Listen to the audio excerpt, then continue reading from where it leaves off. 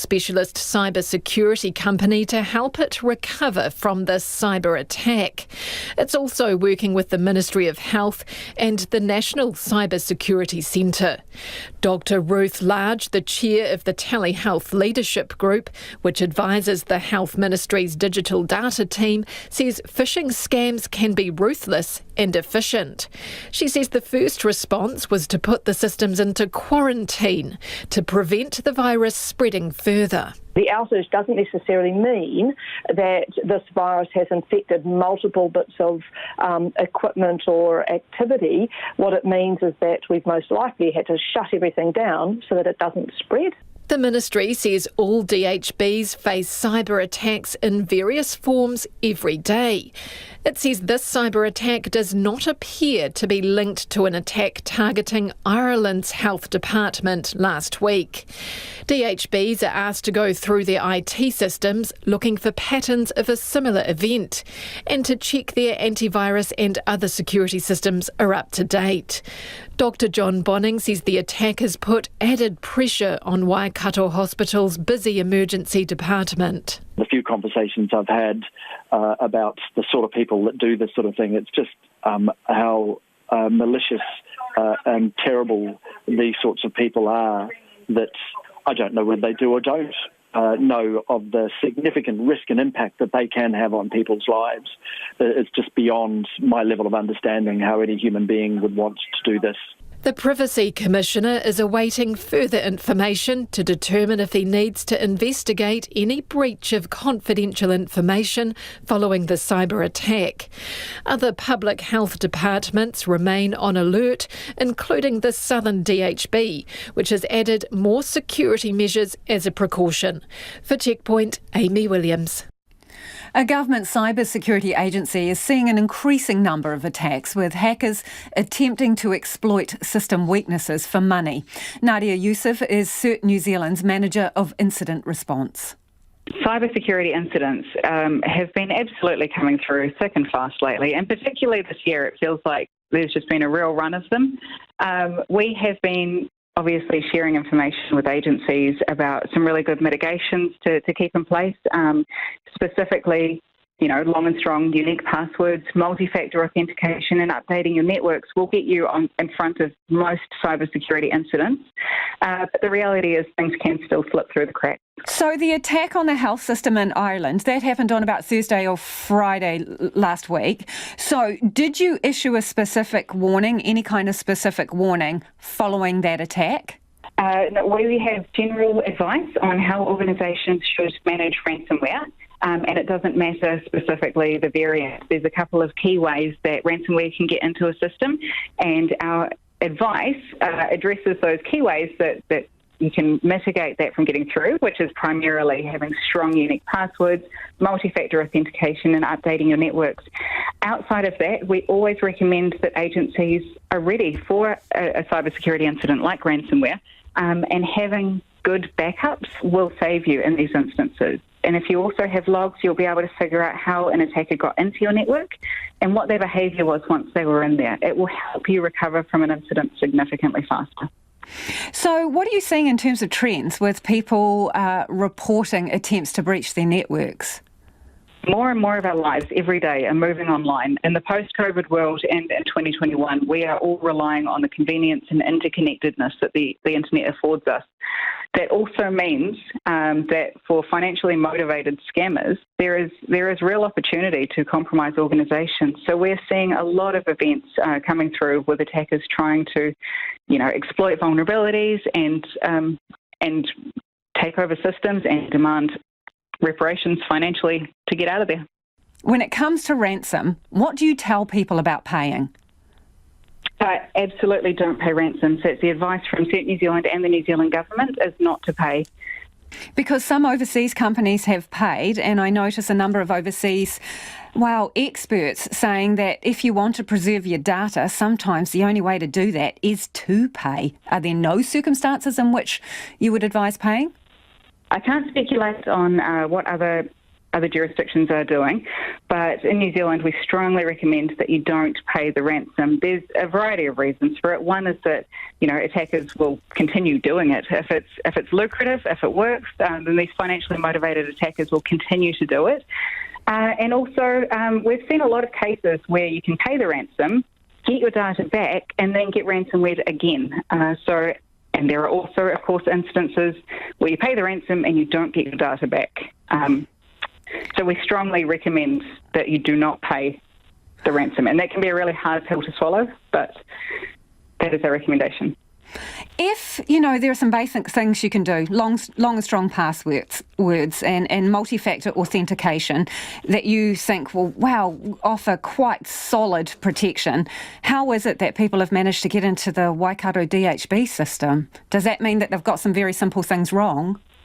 I can't speak to that specific incident, but what I can say is that for organisations, you can invest a significant amount of time and money and resource in having great cybersecurity defences, and attacks can sometimes still slip through the cracks. So it's as important to try and mitigate and prevent as it is to have a good incident response plan. And be prepared to respond to an incident like this. Again, having good backups and logging, and knowing the points of contact to speak to in an incident, being ready to actually manage it when things go wrong are really important in these cases. How sophisticated is it for an attack to come via an attachment on an email? Because that kind of sounds pretty basic as a way of infiltrating your system. 10 years ago, the scams that used to come through were pretty transparent, but they do look professional. They do put the scammers put a lot of time and effort into making sure that they look as legitimate as possible, so that somebody who is trawling through their emails and doing their regular day-to-day job won't pick it out of a lineup of other emails. We do help people with phishing emails, and we see them a lot, and it's hard. Honestly, it is really hard to pick some of them out as scams, especially at first glance. And that was Nadia Youssef from CERT. Now, homai o whakaaro, love to hear feedback on this one. What does the Waikato DHB attack say about our IT systems and security? And are you up to date with any patches or upgrades that you've been asked to download? Tell the truth. You can text us on 2101, tweet us at Checkpoint RNZ, or email checkpoint@rnz.co.nz. It is 17 minutes past 5 and you're with Checkpoint on RNZ National. Still to come on the program, staying with the topic of IT, the technology needed to deliver the immunisation program. And a bit of traffic before we move on. There's been a crash on southbound lanes near the Highbrook Drive off-ramp on Auckland's southern motorway. The lanes are now back open, but Waka Kotahi is warning of long delays and says motorists should consider using an alternative route. And further north, there is a crash that has closed State Highway 1 between State Highway 1 Waipu and Shoemaker Road intersection in the Brynderwyns, and a detour is in place there. The Cook Islands COVID-19 vaccination program is now in full swing, with up to 600 people receiving the first Pfizer jab today. But there could be trouble in paradise, with some of the 10,000 eligible Cook Islanders saying they want more answers about the vaccine before taking it. That's despite a months-long campaign by health officials to get citizens on board. Our reporter Nick Trubridge and cameraman Nate McKinnon have the story. Hi, kia ora, am I speaking with Murray Winton? I'm calling you. Your appointment for vaccination is at 8:41 this morning. This is a call thousands of Cook Islanders can expect. Kia ora, you're next in the queue. Where are you? It's jab time. Meanwhile, COVID-19 vaccine priority groups, the likes of border workers and the elderly, arrive at Rarotonga Hospital in their droves. Bang, baby, done. All good. Auntie Lydia Na approaches us beaming. She's already had her first shot of the Pfizer vaccine and is here supporting her fellow Cook Islanders as they wait for their turn. Please come on board and do the vaccine. Take the vaccine.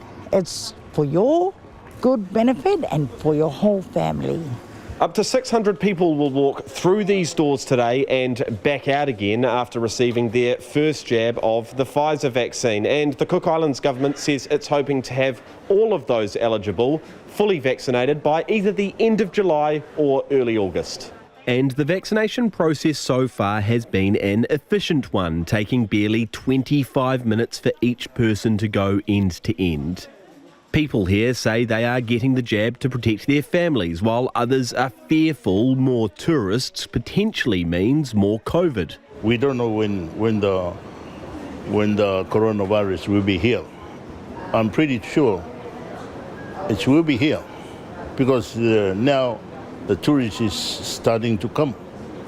I think we started yesterday, the tourists, and then we wait for the virus.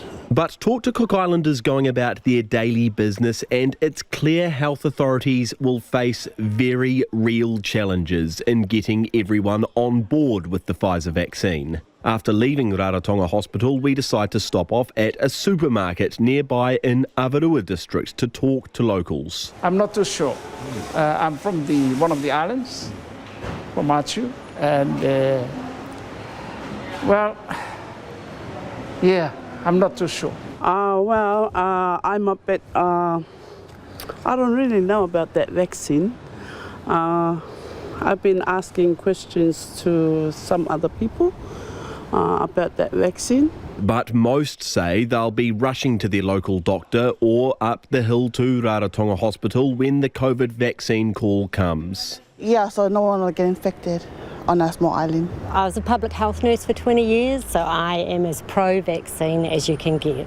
So what does the man who has the job of making sure all eligible Cook Islanders get the jab have to say? I'm sure there's still some still in doubt about the vaccine, but for me, I'm still here this morning. I took my one last night. There has been no side effects. Secretary of Health Bob Williams says officials have spent 2 months embedded in villages and raising awareness about the importance of COVID-19 vaccinations. Mr Williams was the first person in the Cook Islands to get the jab after it arrived along with 297 passengers from New Zealand on Monday's first bubble flight. And also because doing our members of parliament this morning, the leaders of our Religious Advisory Council and our traditional leaders, that's putting our leadership in the front, taking the lead with the whole vaccination, which is very important for our population. Mr Williams says planes and New Zealand Defence Force vessels will be called upon to transport vaccines to the Cook's outer islands.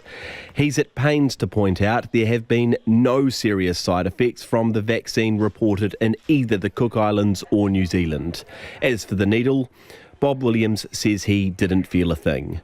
From the Cook Islands for Checkpoint, Nick Trubridge. And Nick Trubridge joins us now from outside the hospital in Rarotonga. Nick, how did it go there today? Hi Lisa, yeah, well it's funny you should ask because just as you're crossing to me we can see the last shuttle leaving for the day. Things have just wrapped up here. They started at 7 p.m. and they've gone all the way through to 7 a.m. and all the way through to 7 p.m. rather. Some of the faces who were here this morning are still here this evening. And I've got with me the Secretary of Health, Bob Williams, who we spoke to in that package. And Bob, can you just sort of give us a bit of a rundown about how things went today? You were aiming for up to 600 people. How did you go? We managed to vaccinate 662 people today, vaccinating our leaders in the morning, our members of parliament, including our traditional leaders and leaders of our religious organisations here on Rarotonga, and followed by our border agency officials. And Bob, what's the process from here? As you say, you've got through, well, you've smashed your target today, really, haven't you? So where to now? What are the sort of milestones that you're hoping to get to? Yeah, we've set to reach about 600 per day, and we'll try to reach that over the next few days. I'm sure by day 12, day 13, it should be less than what we targeted for each day. And of course, after that, we'll be going to Aitutaki first, and then the rest of the Painua, the outer islands, and finishing maybe towards the end of July. How have you been able to run things so efficiently, Bob? I mean, we saw today people were getting through here in about 23 minutes. How have you been sort of doing tests in the lead up to this? How have you got it running so well? Yes, we've done some dry runs in the last week, and also having briefings with all the teams yesterday, and of course then the previous day, to make sure everybody knows what they need to do, which started this morning. Absolutely. Thank you very much, Bob Williams. And Lisa, as we have covered off already, this is one part of the Cook Islands recovery that Mark Brown talked about yesterday, the vaccination, the more crucial part if you speak to a lot of people here. The other part of the resurgence of the Cook Island is getting business back up and running and tourism back up and running, and we'll have more on that for you tomorrow. Thanks, Nick. That is Nick Truebridge joining us live there from Rarotonga. He was talking to the Secretary of Health there, Minister Bob Williams. Tokyo doctors are calling for the Olympic Games to be cancelled as Japan sees a spike in COVID-19 infections. A group representing 6,000 physicians in the host city says hospitals have had their hands full and have no spare capacity. CNN's Blake Essick has more. The medical system in several prefectures, including Tokyo, is nearly filled to capacity, and the situation is only getting worse. In fact, in some spots, doctors say that the medical system has completely collapsed, with people dying at home because there's simply no bed space available. Now, generally speaking, the Olympic Games here have been deeply unpopular in Japan for a long time, but with each passing day, the chorus of voices speaking out against the Olympics is getting louder. And just in the past several days, two groups of Japanese doctors representing thousands of physicians have called for the Games to be canceled. Anti-Olympic protests have been held. A petition with more than 352,000 signatures, all collected within a week, was submitted to Tokyo's government calling for the Games also to be canceled. And a recent poll conducted by a major Japanese newspaper shows that more than 80% of people here want the Games to be canceled or postponed again. It's worth noting that democracy doesn't have a long history here and protests are uncommon. So the fact that ordinary people, athletes, medical professionals, and industry leaders are speaking out publicly against the Olympics, even in small numbers, is significant, and it's clear that the anti-Olympic movement is growing. This week, Japan's Prime Minister said the final decision over whether the Games goes ahead rests with the IOC. Japan can pull the plug on hosting them, but could face major legal costs if it does. Cut it out, because you could kill yourself or someone else. That message from police to copper wire thieves clipping live power lines to secure their bounty. So far this year, they've managed to swipe thousands of metres of the pricey wire in the Manawatu alone. Area Prevention Manager Inspector Ross Grantham reckons it's a hell of a risky business for the thieves and anyone who happens by after the damage is done. The Manawatu police are really concerned about the increase in the theft of power lines and earthing cables from rural power poles throughout the Manawatu. So it's been a huge increase, and so far this year, Powerco have lost about 10,000 metres of copper cabling. That's one part of it. The other part of it is, of course, the risk that it poses to the person cutting the power cables or the earth cables, but equally the risk it leaves other people at whom come near the cut lines or are in their homes and there's a short in the line and the power, because it's not earthed properly, cuts back through their homes or their cow sheds or wool sheds. Yeah, so there's a lot in that. So let's go back to, the thieving. Are these live cables they're cutting to get the copper? Yes, we're talking thousands and thousands of volts going through these cables at the time they cut them. And are they having to shimmy up poles as well? That's one way of doing it. There's another way of doing it by standing on the ground and using an extended device to cut the cables. Because it sounds absolutely idiotic and incredibly high risk. Absolutely. Yep, both idiotic and high risk. I'd agree with that. So is it just confined to rural areas, or where are they hitting? Yes, from the information that I have from our power company, Powerco, and that's just in the Manawatu area, it is more the rural areas that they are targeting because they get longer runs of the cable, and of course it's out in the middle of nowhere and very few people to see them. Right, so there's the risk to them of getting electrocuted, but what happens after they pinch the bit that they want? Are the lines just left dangling, or what is the risk there? Yes, so the cables can be left dangling, and of course that's a live cable, which is tremendously risky to anybody who approaches it, or especially touches it, but even getting close to it, there's tremendous risk. The other is cutting the earth cables. Powerco have gone through and changed a lot of them from copper to another metal conductor, and of course that has no great value, so they cut it, leave it, and that makes that whole area around there live. So what they're doing is a tremendous risk to the public. Yeah, so they could kill themselves, but they could also kill someone else. Absolutely, yes. What's the stuff worth that they would go to this trouble? I'm not sure what the current price for copper is, but in the last few months, the scrap metal price for copper has risen quite dramatically, and that's what they're trading on. Once that price drops down again, this becomes less of a problem across our power companies. Okay, so they're whipping this cable off the network. I mean, what would you say to the people they're offloading it to? Because it must be pretty obvious where it's come from. Yes, it's very obvious where it comes from, and we've been around our local scrap merchants and advised them. They tell us that they're not buying it, so we're working really hard to try and identify where it's going to, because these people, if they didn't buy it, the thieves wouldn't steal it, and that would reduce the risk to our public. What do you suspect? Are they going further afield? Yes, they could be going to an area close by, so just outside of the Manawatu, or we could have someone just buying it in Manawatu and keeping it under the radar until they're ready to sell it on. And of course, there's ways of modifying it so perhaps it isn't so recognisable.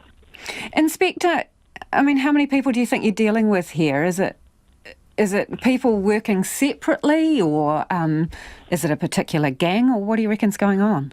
I don't think it's a big group. I think it'll be a very small number of people. Obviously, they have some knowledge of how the power system works, but some knowledge is very dangerous.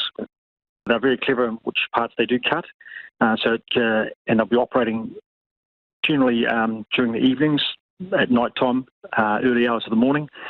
And part of my messaging here is about the risk to the public and for the public to be vigilant and be safe. So don't go near any cut cables, ring straight through to Powerco. But if also they see someone who's a bit suspicious, hanging around the power poles, parked up in an odd space, if they get their registration number or ring the police immediately, we will certainly try and attend and see if we can't apprehend these offenders before anyone's seriously injured. And what do you say to those people who are taking it? If you could talk to them right now, what would you say? Oh, you've got to cut it out, because if you're not going to kill yourself, you're going to seriously injure or kill someone else. And that was Inspector Ross Grantham.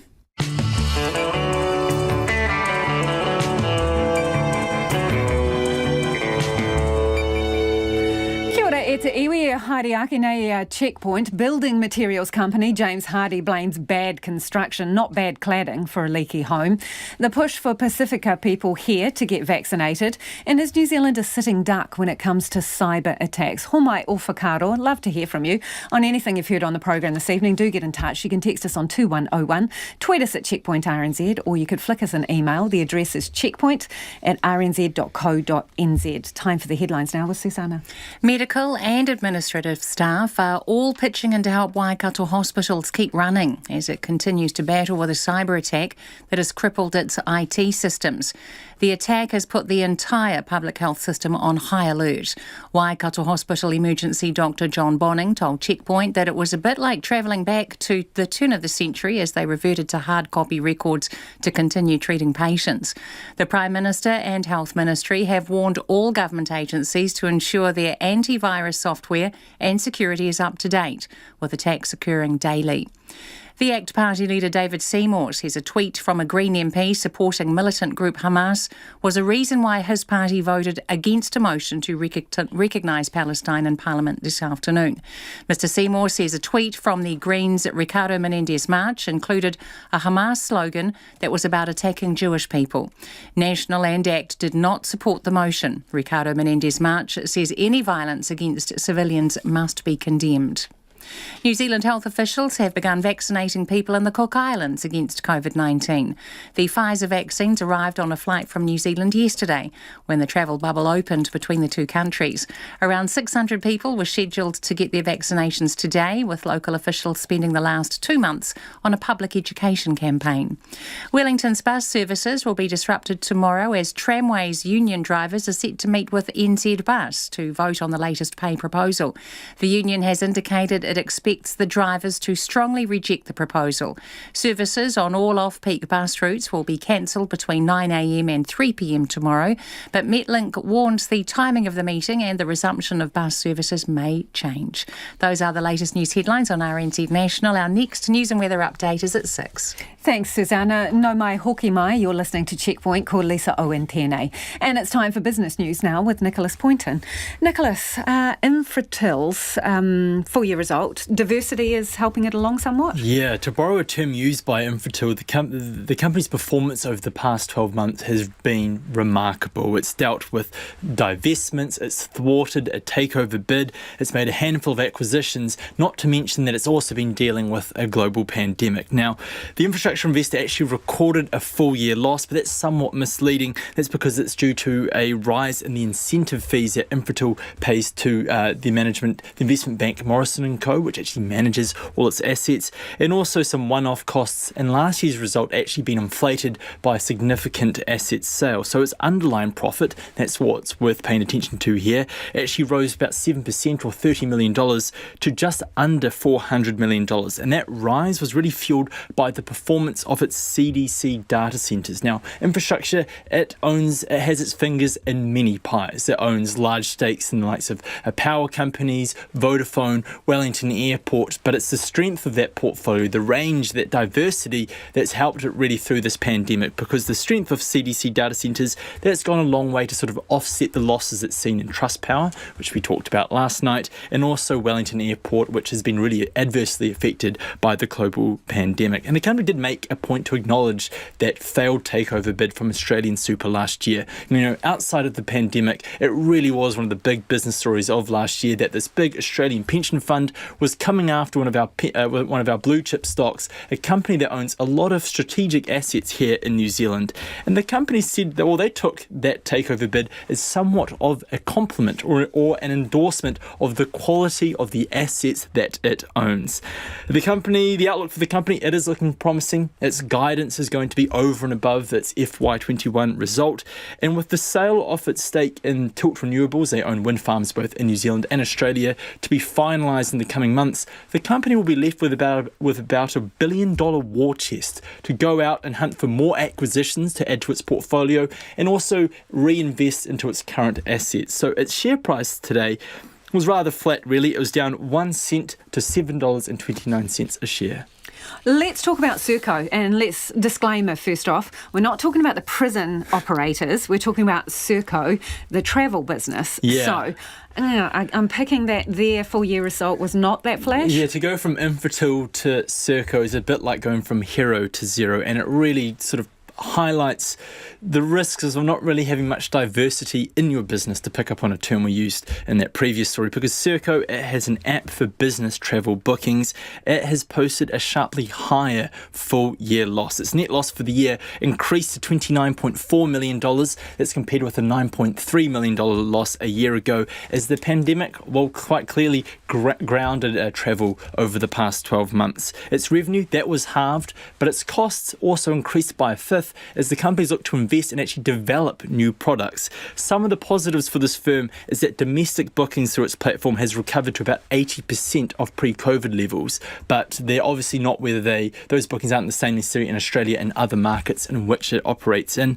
And it's been able to keep quite a cap on its burn rate. So that's the amount of money it's sort of sucks through every month when it's sitting waiting for you to all come back and book travel. Well, I couldn't put it better myself, but it's managed to keep that within about $2 to $4 million a month. It still has about $80 million of cash on hand, and the company was even talking about a North American expansion in its full-year result today to give something to the market to sort of keep them interested. But they expect that to be another year away when we start to see some signs of global travel finally resuming. But the market didn't respond very well to today's announcement. Its share price was down 45 cents or just over 6% to about $6.25 a share. Okay, and other numbers from the market, what do you bring? The NZX was down 1.2% or nearly 1.2% or 147 points today to 12,282. The dollar is at 72.3 US cents, 93 Australian. I thought I'd mention Bitcoin today. Yeah, go on, because we've been talking about ransoms and they always like to be paid in Bitcoin. We haven't spoken about it for quite some time, but it has been on quite the slide in recent weeks. It's down 5,000 New Zealand dollars today, down about $20,000 over the past week. And we heard a mention of copper today. Yep. I went and looked on the London Metals Exchange, and copper is at $4.69 US a pound. And hopefully say that again, Nicholas. What is it? $4.69 US a pound. Right. And I think some indexes, the way it's measured, can be by the ton, and I think with that it's about over $10,000 US a ton for copper. The copper thieves have pinched 10,000 metres of it in the Manawatu, so I wonder how much that weighs and how much they're getting for it. Thanks, Nicholas. Nicholas Poynton with Business News there. A lawyer for the building materials company, James Hardie, has blamed bad construction for a leaky home, not the company's product. The James Hardie group of companies are being sued for more than $200 million by more than 1,000 homeowners over what they claim were product deficiencies, causing their houses to rot and develop mould. Today, a lawyer for the defendant said the cladding in question was not at fault. Jordan Bond reports. At the centre of this case is the James Hardie exterior cladding called Hardie, which homeowners say allowed rainwater in and not out, causing damage to the structure of their homes. Today, defence lawyer Bruce Scott ran through their analysis of one of these homes. He said the house plans were consented using a different type of cladding before inexplicably being changed, without the alterations the new cladding needed. In terms of construction, in terms of bad building practice, it's an unconsented change to the cladding. It shows that halfway through the construction process, someone just decided to completely change the cladding and gave not only no thought to the wider implications, I would submit, but even to the immediate implications at this location. At one point, he highlighted some work which he called atrocious. Because the flashing has been taken back behind it, that means that when moisture comes across that metal, it gets directed straight in behind the cladding against the timber and causes a leak. And then we actually see that actually causing damage. Mr. Scott said this meant the cladding was not to blame. So, not surprisingly, moisture has gotten, as a result of that aggregation of defective construction, this property is affected by a multitude of workmanship and compliance defects, which is a direct cause of the moisture ingress that's been identified at this property. Later in the day, another of James Hardie's lawyers, John Mackay, said the type of cladding Hardie is, fibre cement, has been shown to work and is an approved type of cladding. He said there are regularly issued instructions called the James Hardie Technical Instructions as to how to install their products. The warranty for the product states it must be installed in accordance with the instructions in order to be covered. In this case, they say it was not done to the instructions. The trial before Justice Fata is set down for about 4 months. A number of the homeowners who launched the class action are set to give evidence. Atuiti ko te matua for Checkpoint, ko Jordan Bond. Aho. The boss of a global health information company is calling out the government over its slow delivery of the IT needed to scale up the COVID vaccination rollout, saying it should have been finished months ago. Yesterday, the Director General of Health told Checkpoint getting the critical computer networks up and running for the mass immunisation program is a Herculean task. An audit has identified gaps in the information technology needed to deliver the immunisation program, with a nationwide booking system still only in a trial stage, meaning some regions are using pen and paper or Excel spreadsheets, despite the need to scale up and quickly. Orion Health CEO Ian McRae says there is no excuse for it taking so long. It's not a lack of money. I mean, we're spending way more than we should. The real problem is our tendering process in New Zealand is substandard. I mean, we're tendering all over the world, and New Zealand is definitely not world class. And I think that is reflected in we have a number of central government projects have overruns, largesse, failures, targets missed. huge consulting bills. So I think the systemic problem is that the way we're procuring these systems in government isn't working. So you're specifically talking about the $38 million that's going on the COVID vaccination register, where an overseas company has been brought in to deliver the contract, yes? Oh, and the $50-something or other million breast screening one, which followed shortly after that. And you've asked the Auditor General to investigate. Why is that? Oh, both of them, really. The amount of money being spent on those projects is just a huge amount of money, and we have people within this organisation and in the health sector who've been working in the area for many years, and they just see that as just an obscene, scandalous waste of money. So really, we didn't have much choice but to flag it or raise it with the Auditor General. But you've got skin in the game, Ian, right? This is the kind of work you do, and you would like to have a crack at the contract, no doubt. So how do we know it's just not sour grapes? Oh, this is a very small contract from our point of view. I mean, we have projects which are many, many times the size of this project, and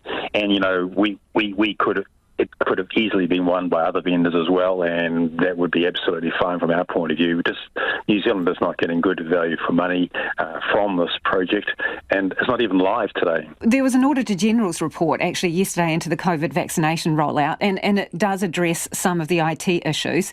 It says we need a booking system, an inventory and distribution system, vaccination register and adverse events register, right? And all these systems need to be integrated.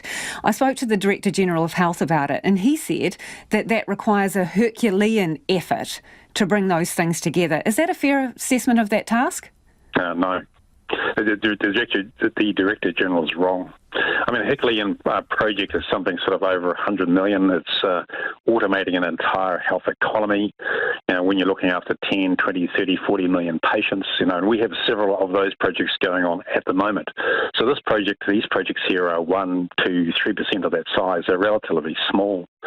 So the only thing Herculean about this project is the price tag. So what are you saying? It's relative small fry and it should be pretty simple to deliver? We quote all over the world, and, we would have quoted, on the record, 1, 2, 3 million, depends what features are added. So a significantly lower sum, and I believe other vendors would have quoted in that area. And, we could have very likely lost to others, and that's absolutely fine. But 38 million for immunisation, 55 million for breast screening, I mean, it just doesn't make sense. So the last component to come online in terms of the vaccination, the COVID vaccination rollout, is this national booking system, which we're told by both the Minister and the Director General of Health is being tested right now. So not ready to go live, being tested. And the report from the Auditor General said some areas are using a booking system which amounts to pen and paper or filling out an Excel sheet. How quickly? Well, that's just ridiculous. It should be live now. And also, a booking system is not Herculean. How long, Ian? From if you come in from scratch, how quickly could a proficient company deliver a national booking system for a country the size of New Zealand? We would have looked to have all of those systems up and live before Christmas. That's last Christmas, by the way. Certainly, if not Christmas, then shortly thereafterwards. I mean, we already have a national booking system working for the breast screening software that's been in place for many years. And there are other vendors out there with very good booking systems. So I have no idea why it's taking so long. And it goes back to the fact that the Ministry of Health didn't issue a proper tender. So when they'd issued a proper tender, vendors like us would have said, "Here's the price, and we'll be live by December, January, whatever it is." And so they would have got a number of options on the table. And what I'm saying is there are far better options out there. Many of them not from us, which cheaper, better would have been live today. And that is Orion Health CEO Ian McRae. It's about 12 minutes to 6. I'm Lisa Owen and you're with Checkpoint on RNZ National. He Muriaki in Pitapita Kōrero. After the news at 6, the vaccine rollout gets its own injection, give or take $1 billion in a pre-budget handout, so more than $1 billion. Not long ago, Singapore was in pole position for a quarantine-free travel bubble with countries like Australia and New Zealand.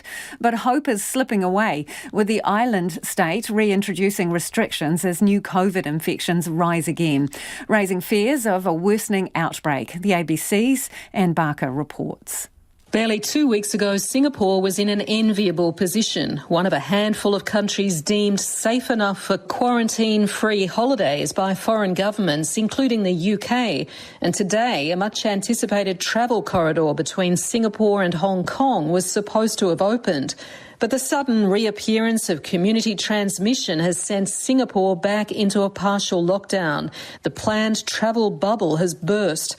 After months of near zero cases, the city-state has imposed some of the toughest restrictions since a lockdown last year, including restaurant closures, enforced work from home and a limit of 2 on social gatherings. If you look at the numbers here in Singapore, there have been 30 deaths.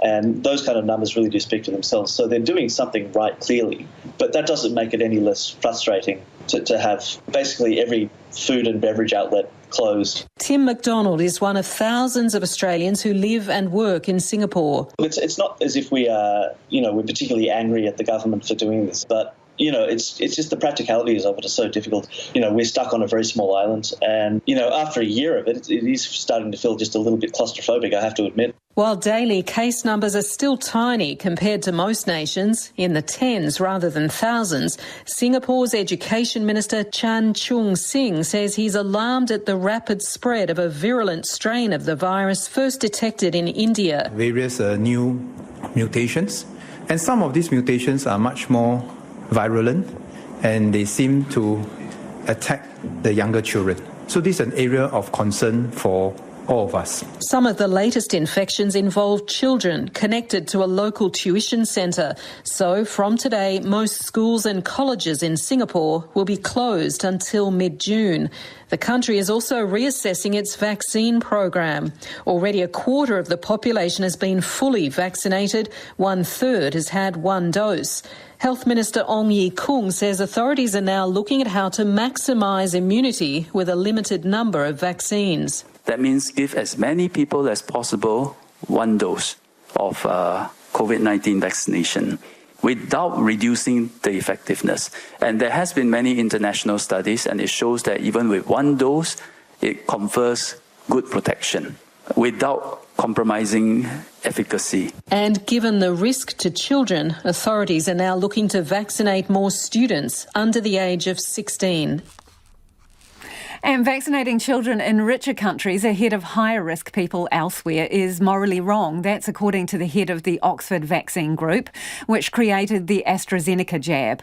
Both the US and Canada have made COVID vaccines available to children as young as 12, despite them being very unlikely to develop severe symptoms. The BBC's Anna Collinson reports.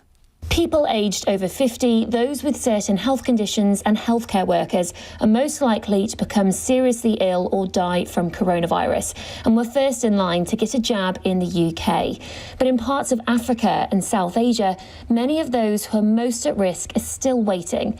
The director of the Oxford Vaccine Group, Professor Andrew Pollard, says supply must be urgently redistributed, otherwise millions of people could die.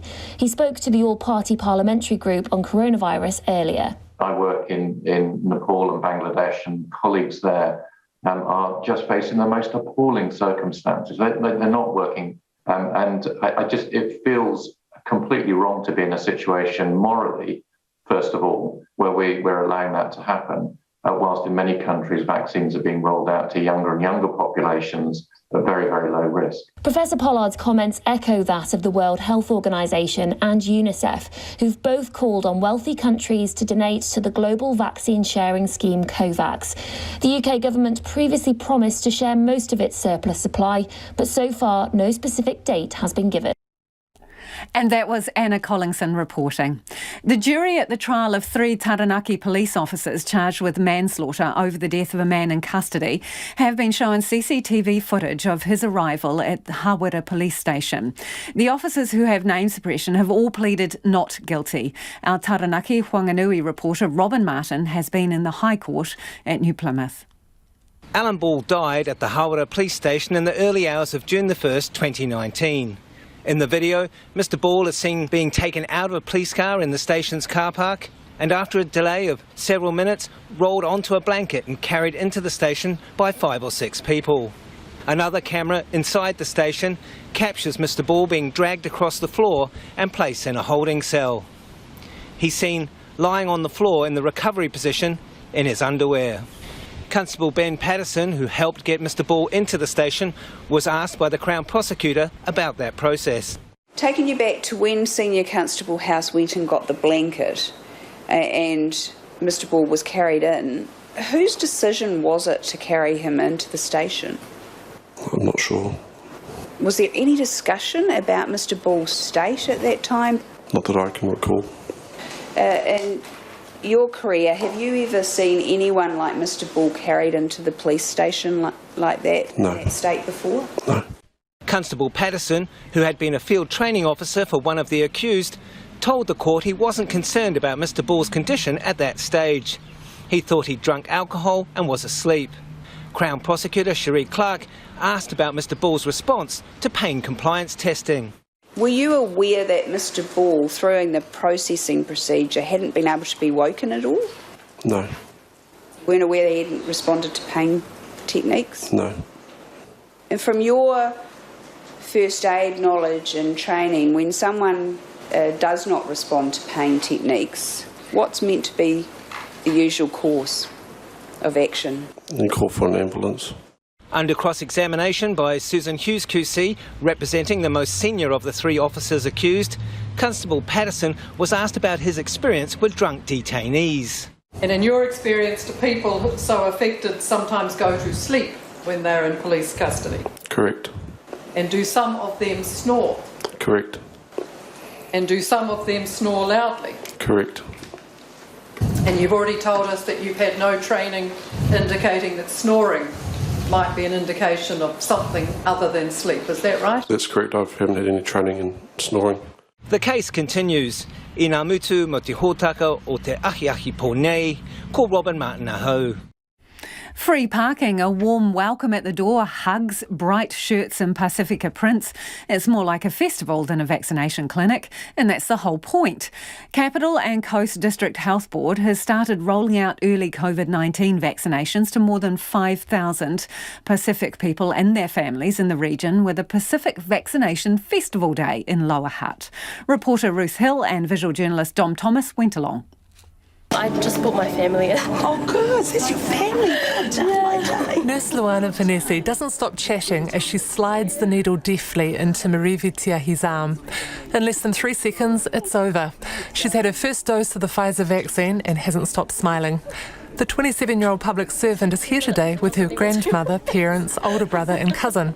She admits she may have been a bit hesitant a few months ago. I've been doing my research and also asking trusted sources about the COVID vaccine, and they've been able to reassure me that it's safe, and yeah, here I am today. Luana Panesi from Pacific Health Service Hutt Valley says clinical settings can be quite intimidating to people, so it's bringing a Pacifica feel. Adding a bit of colour and a bit of personality and just making them feel as comfortable as possible, and definitely a bit of scepticism in the community. And it's not just with this vaccination, but any vaccination. We're here for reassurance and letting them know we've done it ourselves, and other prominent people in the community have done it too, and there really isn't nothing to it. If we're able to do it, so can they, and it's to protect their families and our community. Nationally, the vaccination rollout is currently targeting people in Group 3, those at risk of getting very sick if they get COVID. Capital and Coast District Health Board has dropped the qualifying age of 65 down to 55 for Pacific and Māori people and their households. Director of Pacific People's Health, Tangaloa Junior Ulu, says this is about equity. Recognising that our Pacific people tend to get illnesses sooner than the rest of the population. So we've dropped that to 55 plus, but we've also included their families in there. So you'll see today that it's not just the 55 plus, but their whole ainga are there, their whānau are there, and that's encouraged. We're encouraging that because this is how we are as Pacific people. We don't just work on an individualistic basis, we work on a communal basis. Mr Ulu says the DHB is partnering with Pacific Health Service and Te Awa Kairangi Health Network as part of their Trusted Faces, Trusted Places strategy. Speaking after her vaccination, Polosia Tiahi urges anyone to take the chance to get vaccinated if it's offered. I was waiting for it. Yeah, I was so looking forward to it. Good to have it over with, eh? It's nice to be protected. It's nice to be vaccinated. So I am happy. So who are you with today? With my husband and my son and daughter. Yeah.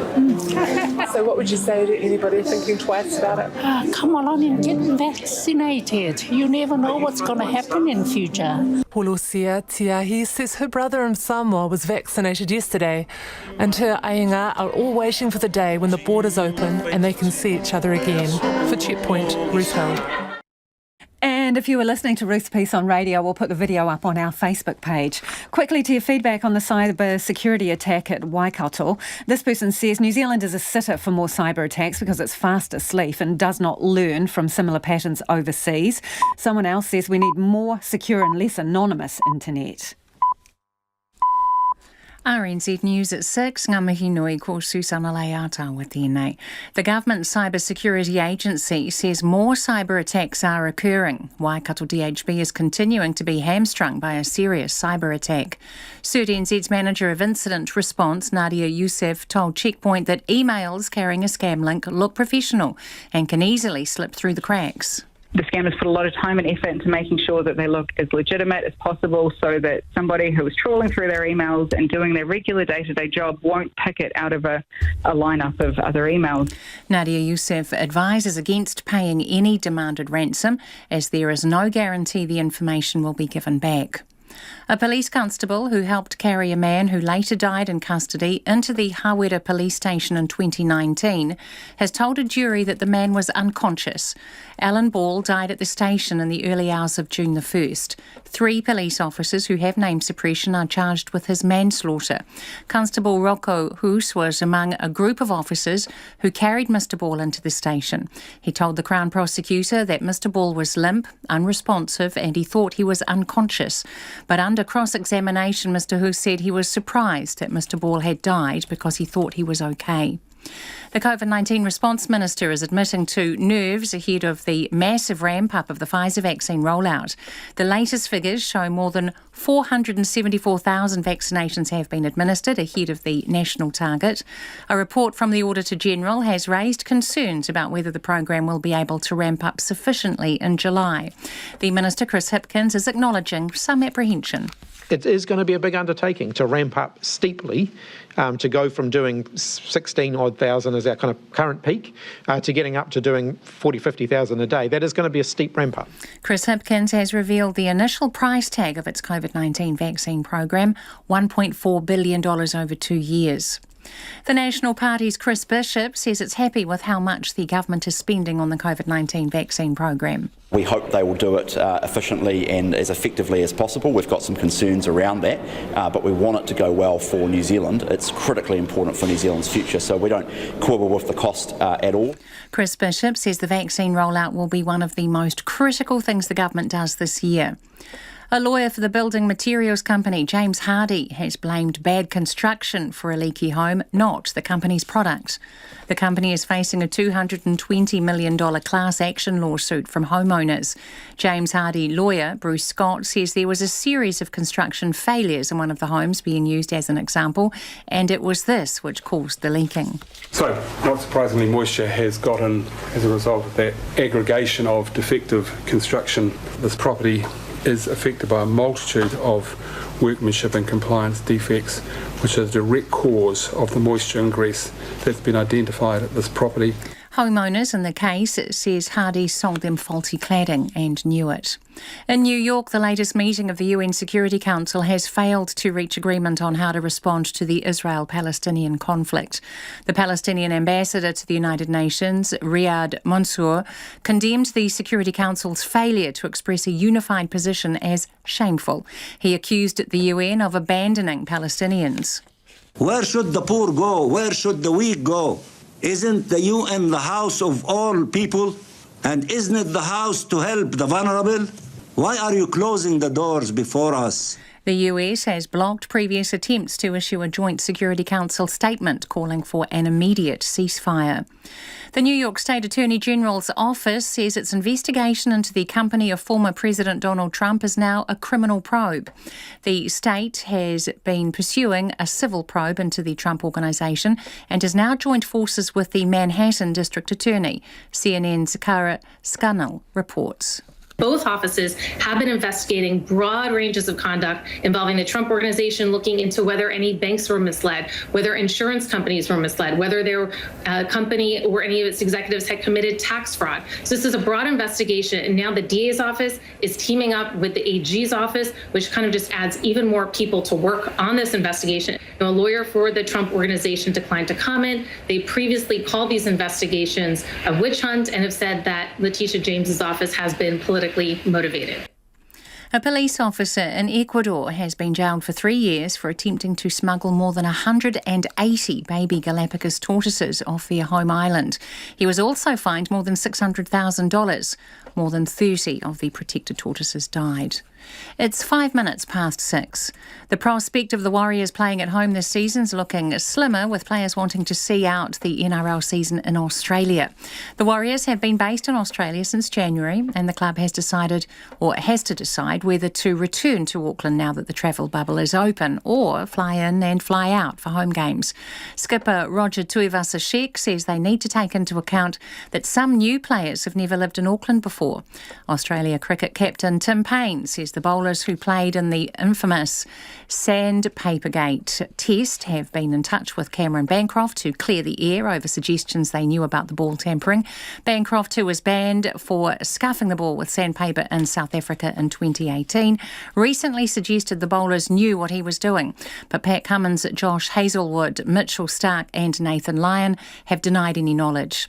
New Zealand drivers Scott Dixon and Scott McLaughlin were off the pace on a rain-interrupted opening practice day for the Indy 500.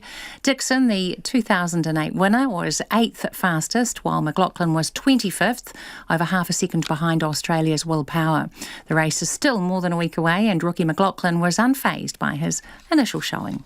It's hard to tell out there. Everyone's getting some toes and you don't really know where you're at. We had a couple little issues throughout the day, but nothing too bad. Definitely had smooth days in the past, but if that was a bad day, it wasn't too bad. There's another practice session tomorrow. That's the news. Tonight on Nights, we are getting historical with this week's Hump Prize, a biography of Philip Tapsell, 19th century trader of Danish and Māori descent, with connections from Copenhagen to Makatu in the Bay of Plenty. I'm also talking to the author, Jonathan Adams, and we have a sofa session with Whanganui-based DJ and electronica artist Ludus, aka Emma Bernard. That's Nights with me, Brian Crump, after the news at 7 on RNZ National. Now the short forecast from Met Service to midnight tomorrow. Northland to Manawatu, including Coromandel Peninsula and Central High Country. Long fine spells, passing showers clearing from Whanganui and Manawatu tonight and then easing elsewhere tomorrow. Bay of Plenty mostly fine, a few showers until this evening. Gisborne to Wairarapa, also Horowhenua, Kapiti Coast, Wellington, Marlborough and Nelson. Fine weather, some cloud about Kapiti, Wellington and Marlborough tomorrow. Bulla, Westland and Fiordland scattered showers, late rain about Fiordland and southern Westland tomorrow. Canterbury and North Otago, cloud clearing tonight, fine weather tomorrow. For the remainder of Otago and Southland, showers retreating to the south coast this evening, becoming fine elsewhere. Remaining showers clearing late tomorrow morning. Chatham Island showers, some heavy, possibly thundery until this evening. Showers becoming isolated tomorrow. RNZ National. It's coming up to 8 minutes past 6. Thanks, Susanna. No mai hoki mai. If you're just joining us, this is Checkpoint. Ko Lisa Owen tēnei. $1.4 billion. That's how much New Zealand's COVID-19 vaccine program will cost taxpayers for the next 2 years. The COVID-19 Response Minister, Chris Hipkins, revealed the number ahead of tomorrow's budget, reiterating that the vaccines will be free for all Kiwis. Here's our Deputy Political Editor, Craig McCulloch. It's a nerve-wracking day, Budget Eve. One more sleep till the big reveal who gets what and how much. But one minister this year had very little trouble fulfilling his wish list. I was not declined any of the money that I asked for vaccinations. Chris Hipkins today revealed the initial price tag for the COVID-19 vaccine program, a total of $1.4 billion out of the COVID recovery war chest. Basically, I think everybody acknowledges this is one of our number one priorities, and we just have to put everything into it that they need to make it a success. The funding covers about 30 million doses already secured by the government, the bulk from Pfizer, but also some from AstraZeneca, Janssen and Novavax.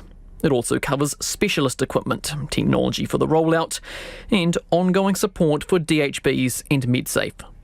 The plan is for all New Zealanders to be able to access 2 free Pfizer jabs, with leftover doses either donated to the Pacific or used to supplement later stages of the rollout. This is a big investment, and it is going to be the single biggest undertaking that we have ever asked our health system to do. It's critically important for New Zealand's future, so we don't quibble with the cost at all. National has no concerns about the cost, but does lack confidence in the overall rollout.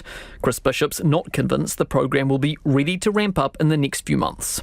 He points to yesterday's report from the Auditor General, which raised significant concerns about whether the government's goals were achievable. By September to November, in a 7-week period, we are meant to do 76,000 people per day, and we're meant to vaccinate every day for 7 weeks.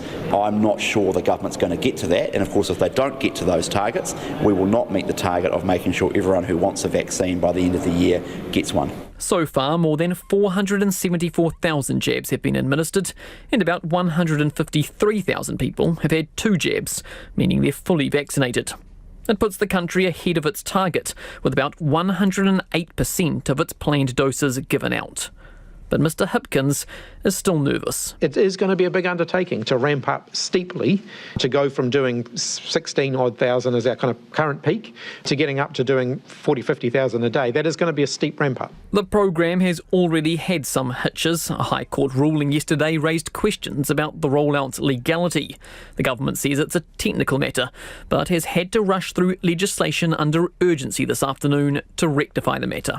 Another bump on the road to full immunisation, a major undertaking and a major cost. From Parliament for Checkpoint, Craig McCulloch. Waikato DHB is still scrambling to get back online following a ransomware attack that crashed its computers and phones. 5 hospitals in the region have had their second day without IT systems, with some elective surgeries postponed and outpatient clinics reduced. Doctors are reverting to whiteboards and hard copy records to continue treating patients, and the rest of the public healthcare system is on high alert following the security breach. The government Cybersecurity agency CERT has seen an increasing number of attempts to hack systems for payoffs this year. Well, joining me now is Professor Dave Parry from AUT's Department of Computer Science. Hi, Dave. Is New Zealand a soft target here? Not really. As I was saying, this is really a worldwide phenomenon, and pretty much every sort of large organisation in the world regularly gets attacked. Most of these things you never see, and unfortunately, of course, sometimes they do get through, but New Zealand's no more soft than anywhere else, really. Well, the point you make there, this time they did get through, and we all witnessed the NZX ups and downs with the attempted breach there, and also with what happened in Ireland. Should we have circled the wagons and been ready for this? Well, there's always a lot of activity trying to predict these attacks. The major issue is that a huge amount of filtering does go on to protect systems. But when a new attack or a new program comes in, if you haven't got identification for it, if it hasn't already been seen, then it can go through. And unfortunately, there's not a huge amount you can do about it on the way in if it hasn't been seen before, and if people click on links, etc., which of course is natural.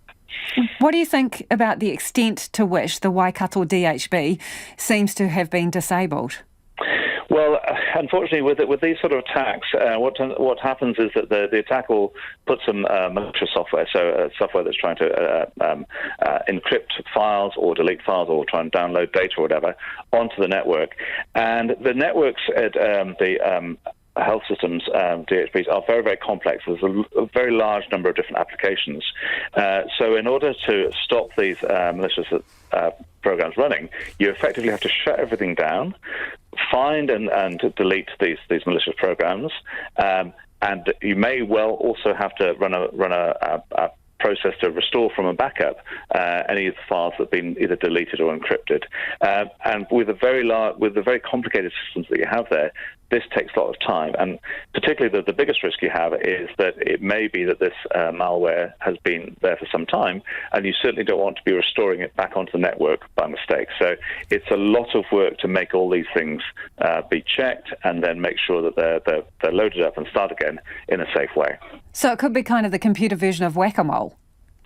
Yeah, well, that's what you want to avoid, definitely. So I suppose it's sort of like when you use a sort of tissue as though to blow your nose, you don't want to pick it up and use it again in order to reinfect yourself. So you've got to be very careful about that happening. And the problem is with a lot of these attackers, they obviously get more sophisticated all the time, and they may have actually put this program in some time ago, and so it's in quite a lot of the backups that are there. So each of those backups has to be cleaned and check to make sure that there's nothing there that could possibly start it all off again.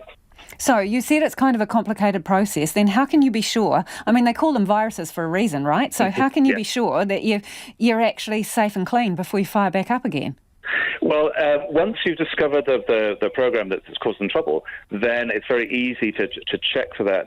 They call it a signature. Basically, it's the way that the data is arranged within that program, and you can scan your hard drives and scan the memory to look for that. So generally, once you've got that signature, it's a lot easier. It's before you get to that point that the problem arises.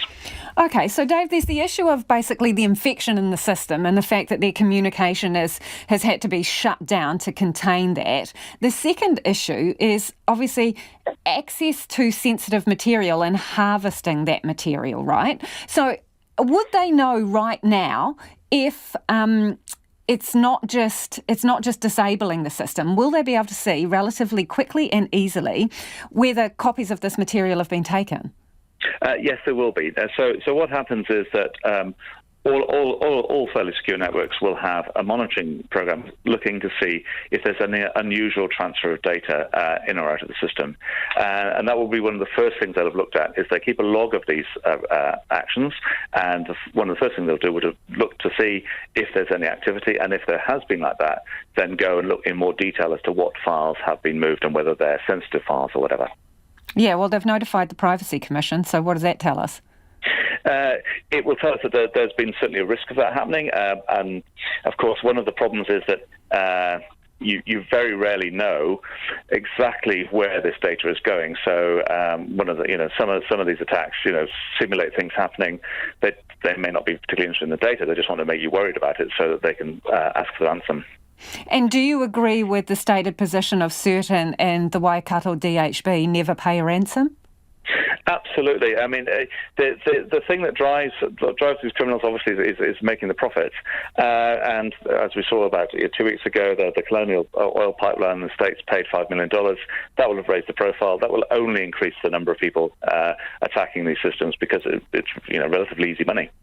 So what's happened at Waikato DHB? Will they know enough by now to make sure that any other system that has the same vulnerability in a public department or a health organisation has been plugged? Yes, they should have a pretty good idea by now, especially as, of course, they're collaborating with CERT and DHB. So that will have been spread around, and everybody will be notified about this sort of thing. So that should be fairly robust at this point. The other question that we've had from people and other comments made by our listeners is The suggestion that, well, would we have been worse off if we had one consolidated health system, or are we worse off with 20 separate DHBs, more vulnerable? Which is it?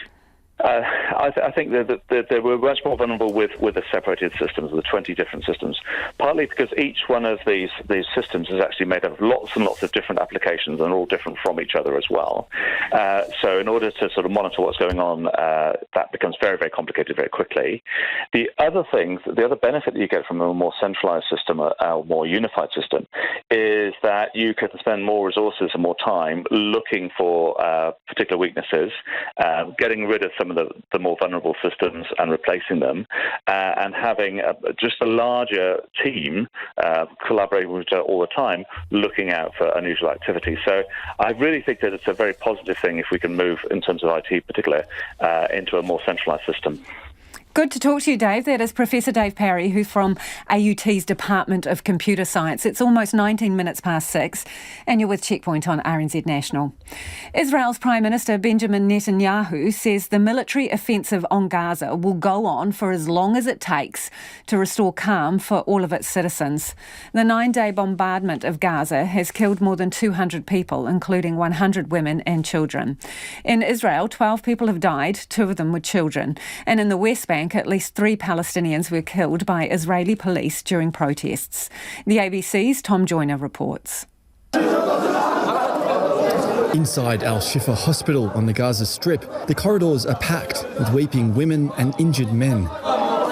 Children share hospital beds wrapped in bandages and covered in blood. After suffering a pounding from Israeli missile strikes for more than a week, around 1,500 Palestinians have been injured, many brought here. Ashraf Al-Kedra is a doctor at Al-Shifa and says the hospital is buckling under pressure. We are running short on medicine, low on surgical equipment. Health laboratories and stock in blood bank is very low. Even before the Israeli aggression, at the same time we were facing challenges dealing with COVID-19. Wasim's sons never reached the hospital. Her home was struck by an Israeli airstrike, and 2 of her sons, Ibrahim and Musa, were killed. Ibrahim was found in the stairway, dead. He was 19 years old. Musa was on top of his brother. His eyes were open. I didn't know that he was dead. A sad reality of this conflict, there'll be more deaths and more injuries to come. Overnight, Israel allowed 65 tonnes of supplies from Egypt into the Strip, but closed crossings shortly after following a series of rocket strikes in southern Israel. Jens Zelerka is a spokesman for the UN's Office for Humanitarian Affairs. In days to come, humanitarian access into and out of Gaza for staff and goods must be sustained, and appropriate measures taken to continue movements within Gaza. Today, a rocket fired from Gaza hit a packaging factory in southern Israel, killing 2 Thai workers. Meanwhile, on the streets of Bethlehem, Israeli forces used tear gas to push back Palestinian protesters. Thousands of Palestinians and Arab Israelis went on strike today in a show of solidarity following days of Israeli crackdowns and ferocious bombings on Gaza. And the European Union has joined calls by US President Joe Biden for a ceasefire. But when the fighting stops, for those who survive this brutal conflict, it will take years to rebuild their lives. Tom Joyner reporting from Jerusalem. As the UK and other countries end lockdowns, some are struggling with the return to normal life. Psychologists are calling it re-entry anxiety. CNN's Phil Black spoke to people who have overcome similar challenges. Confined largely to our homes, deprived of freedoms, experiences and human connections. Somehow, we've mostly learned to get by. Now in countries with advanced vaccine programs, we must adapt again to crowds, to conversations, to a pace of life that seems distant and, personally, a little intimidating. And that makes me feel nervous, anxious, even fearful. But I don't know why I'm feeling this way. I think we have all become a little inclined to be closed in and hesitant to go back to that normal life. And we need to reinvigorate that social muscle. Psychologist Anna Nikčević says nervousness about returning to something like our old reality now has a name: re-entry anxiety. But it's not new. This phenomenon has been observed by psychologists before in people who have spent protracted periods of time in isolation. For example, people who have gone in the space.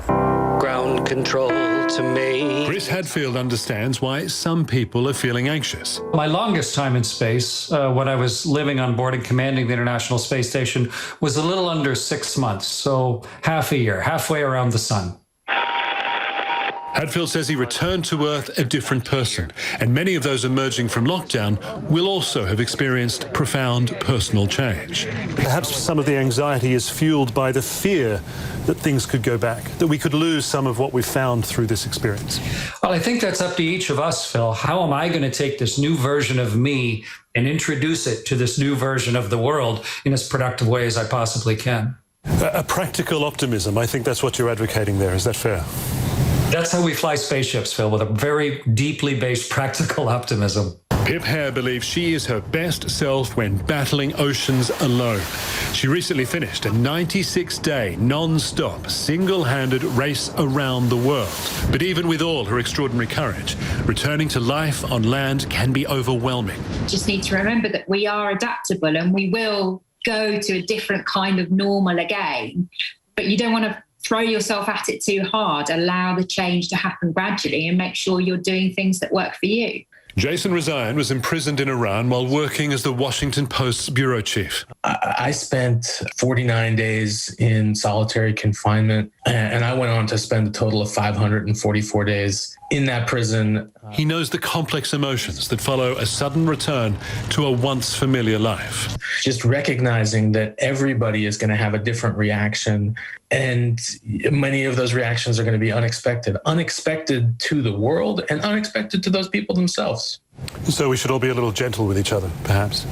I think we should always be a little bit gentle with each other, but certainly in the weeks and the months ahead, I think we should err towards forgiveness. There's going to be a lot of awkward encounters for everybody.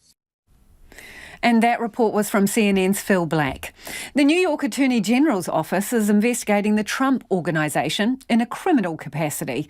For the past 2 years, the Attorney General has been scrutinising former President Donald Trump's financial dealings before he took office. Up until now, it's been a purely civil inquiry. The BBC's Will Grant has more.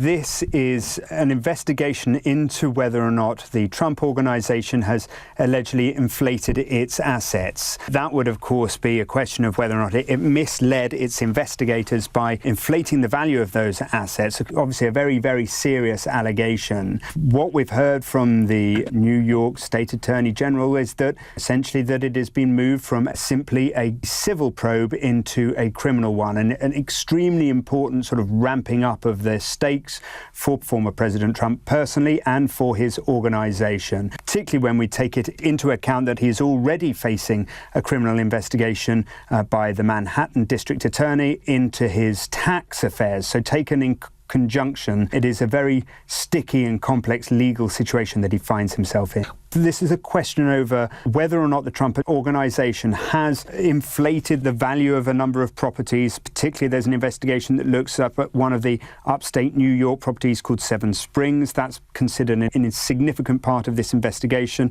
There are also properties in Wall Street. There's the Trump Tower in Chicago. There is a Los Angeles golf club.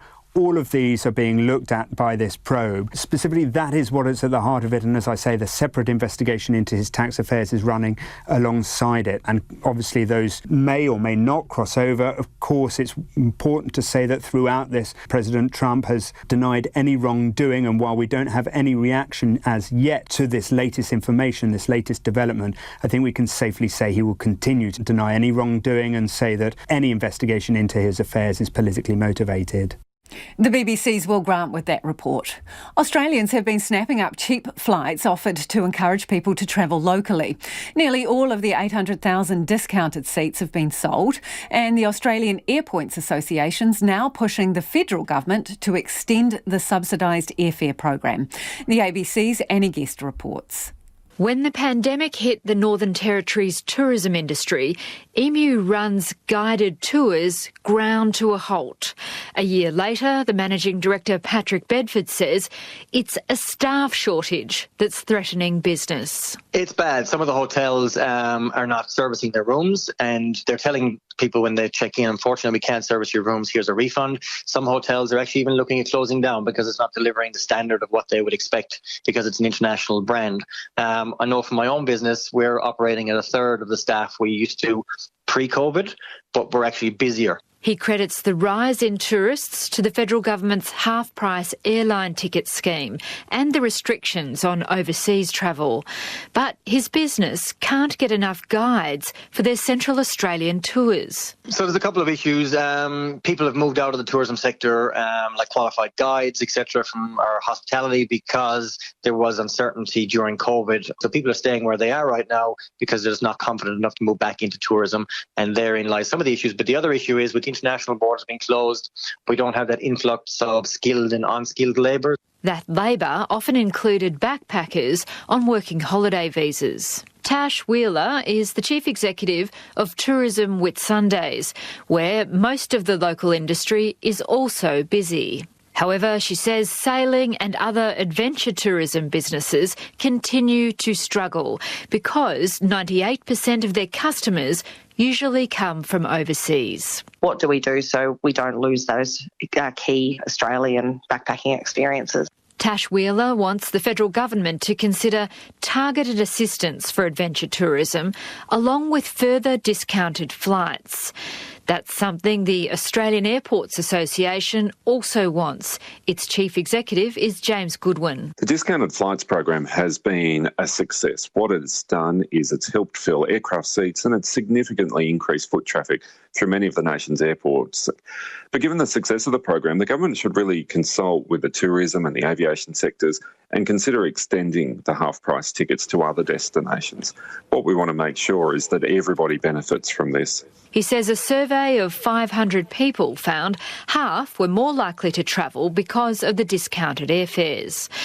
A spokesman for the Transport Minister, Michael McCormack, says 90% of tickets have been sold, but he didn't say whether the government would extend the scheme. And that was Annie Guest reporting. That's all we've got time for tonight. Buckle up, it's budget day tomorrow. We're so excited. You can feel it coming from the control room. RNZ News headlines at 6:30. A government cybersecurity agency says criminals are becoming increasingly sophisticated and email scams can easily fool people. COVID-19 vaccinations are ahead of target, but the minister responsible is nervous about the forthcoming national rollout. A Taranaki police officer says he was surprised a man he described as limp and unresponsive died in custody because he thought he was just unconscious. 3 officers face manslaughter charges. Former US President Donald Trump's legal worries have ramped up with an investigation into his company, now a criminal probe. Those are the latest headlines. Our next news and weather is at 7. Take the pulse of the day's news every weeknight at 10. We work to the budgets we have, but New Zealand organisations aren't high on the spectrum in terms of preparedness for cyber attacks. Live with local, national and international stories as they happen. For the pre-verbal child, all adoption is forced. There is no consent that can be gained, and adoption